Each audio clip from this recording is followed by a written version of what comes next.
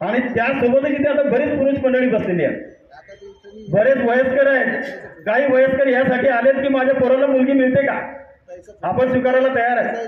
काही वयस्कर माणसाचे फोन येतात, लहाने सर आपले काम करा ना, आम्हाला एक मुलगी पाहून द्या, आम्हाला चालते, विधवा चालते, पण एक काम करा, तिथं तिला मुलबाळ नसलं पाहिजे. अरे बाबा, एक काळ असा होता की 30 महिला तुमचे सावत्र मुलं, 2-2, 3-3 मुलं असतील, त्या मुलांना सोबत घेऊन ती लग्न करत होती. आज परिस्थिती बदलली, आम्हीच बदलली. आज परिस्थिती बदलली. आज तुम्ही पहा, इथे जेवढे पुरुष मंडळी बसलेले आहेत, जेवढे लग्नासाठी इच्छुक लोक आहेत, त्याच्या अर्ध्या पण मुली इकडे लग्नासाठी इच्छुक नाही आहेत. विधवा पण, परित्यक्ता पण, घटस्फोटित पण नाही आहेत. परिस्थिती बदलली. आता परिस्थिती समोरच व्हा.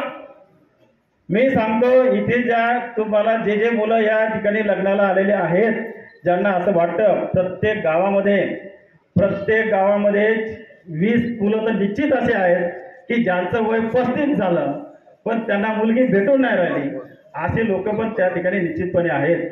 अरे काय हरकत आहे, त्या महिलेचा एखादा मुलगा घेतला, कोणाने त्याला जर शिकवलं, त्याला आधार दिला, त्याला बापाचं प्रेम दिलं, तर तुम्हाला काय अडचण आहे. आणि मी सांगतो तरुणांना, तुमच्याच गावामध्ये, तुमच्याच नातेवाईकामध्ये तुम्ही एक विश्वास द्या, त्या महिलांना एक विश्वास द्या की बस तुमच्या लेकराचं आम्ही चांगलं करणार आहे. ती महिला लग्न करायला तयार झाल्याशिवाय राहत नाही. तिला पहिली चिंता असते की माझ्या लेकराचं काय होईल, आणि लेकरासाठी ती सगळ्या भावनांचं दमन करते. आणि म्हणून त्या लेकराला स्वीकारून जर आपण कोणी केलंय, आणि म्हणून या ठिकाणी मी त्याचं स्वागत करेन की एखाद्याला म्हटलं की नाही मी लेकरू स्वीकारून मी लग्न करायला तयार आहे, तो त्या माणसाचं मी स्वागत करेन. या चिखलीमध्येच मी एका जणाचं केलंय स्वागत.